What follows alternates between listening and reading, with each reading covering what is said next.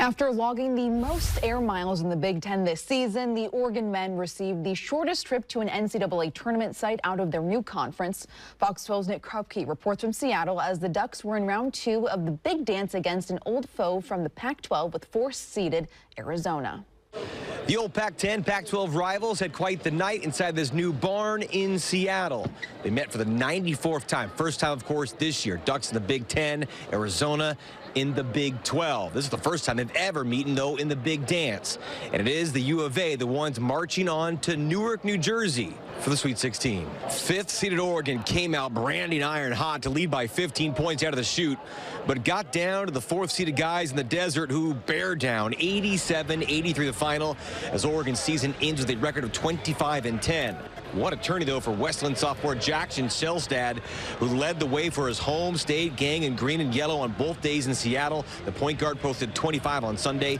Central points, Nate Biddle in his final game at Oregon, 16 points, 11 rebounds. But last year's Pac-12 Player of the Year, Caleb Love, in the Big 12, had the biggest night, turning in 29 as the Cats scratch on to round 2. We played in a lot of situations where we've had to come back towards the end of the game, but you know, we usually are good at knocking down our free throws and, you know, kind of doing a good job at the line. And tonight we just missed a few, and, you know, I think that's kind of how the game ended like that. When we got on that run in the first half, they started crashing the boards. We were up, and then it flipped pretty quickly there on the rebounds. They got a couple offensive rebound putbacks and stuff.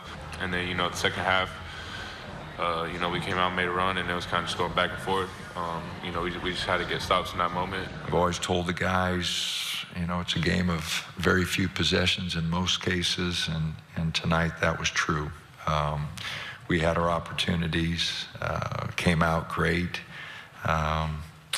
but didn't play the way that we needed to play to win the game. Well, you've got to make your free throws. Oregon just did not. 12 of 22 from the charity stripe here at Climate Pledge Arena. The tournament now comes to Portland next year for rounds 1 and 2. And then in 2028, the women's regional will be there ahead of the Final Four for the first time at Moda Center in 2030. In Seattle, Nick Krupke, Fox of Oregon.